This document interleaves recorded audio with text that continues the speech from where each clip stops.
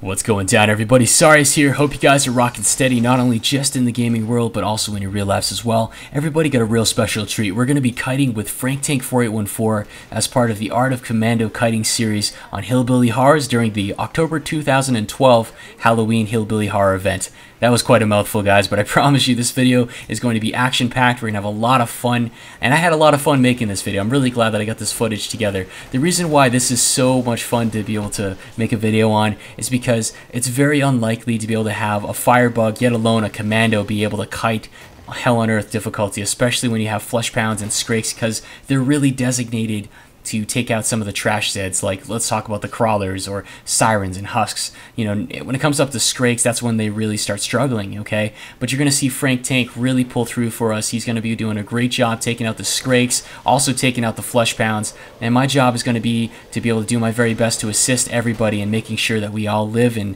survive to fight another day.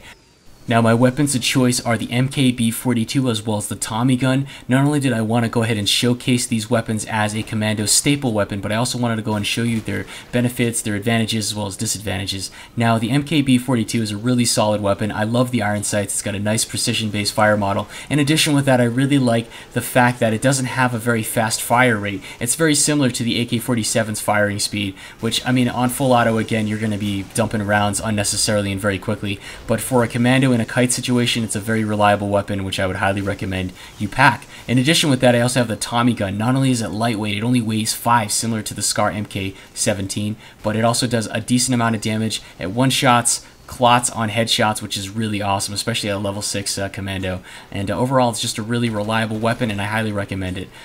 Now, as you pass this toxic puddle, you want to be on top of your guard because the enemy can flank you from behind and also from the left. But take a look up here. By this truck here, you see at my 12 o'clock there's a Gorefast. I popped to the right because I heard some noise, prioritized those Gorefast, followed up with the clot at the very end. The most important thing is you take out those Gorefast whenever you see them. Kill on sight as fast as possible. Other targets you definitely want to be focusing on are crawlers and stalkers. Those two can get your team in a real big bind. So you want to go ahead and make sure that you're taking those guys out. So as for sirens and husks, if they're in front of you, they pose a direct threat, so definitely kill them as fast as possible. But if they're lagging way behind your team, then they don't really pose that much of a threat. Honestly, if you can dodge husks, fireballs, and take cover, then you shouldn't have too much of a problem.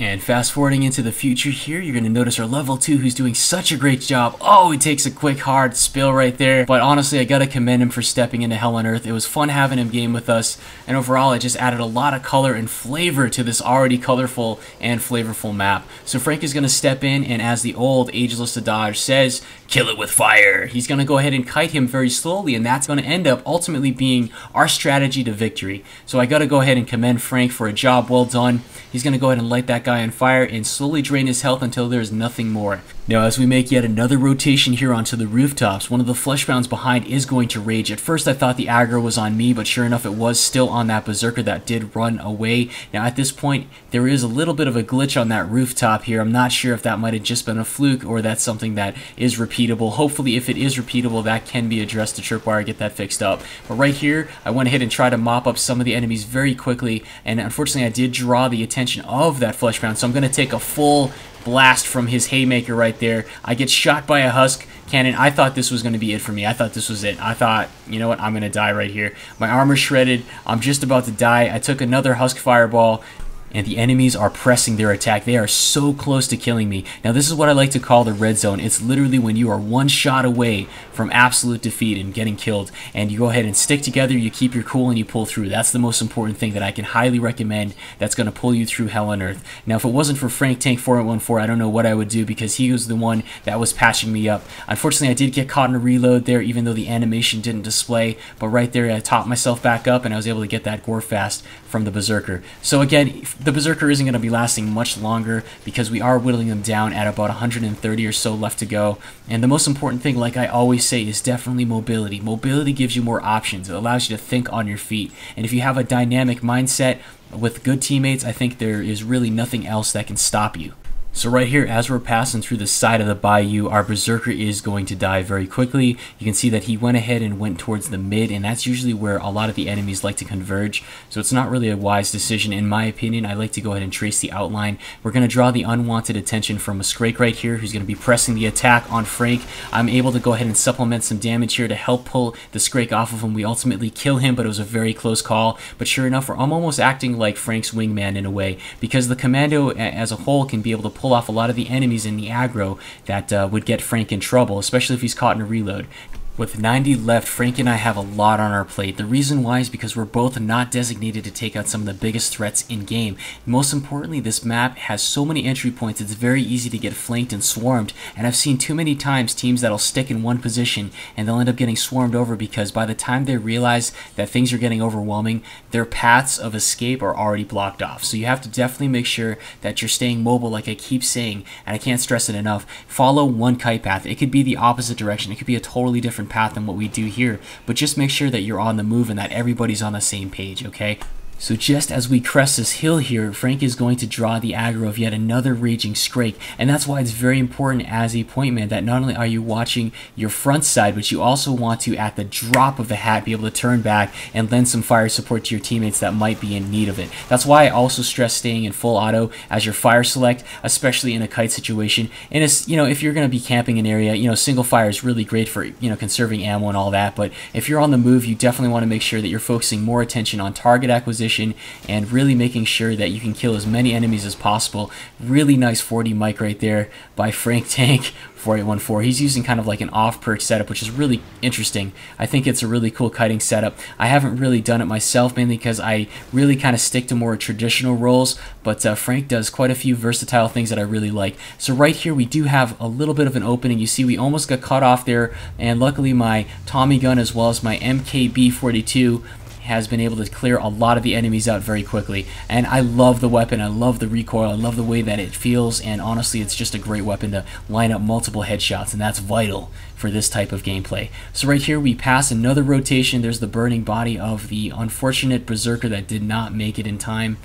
Or I lost track, there are quite a few bodies here.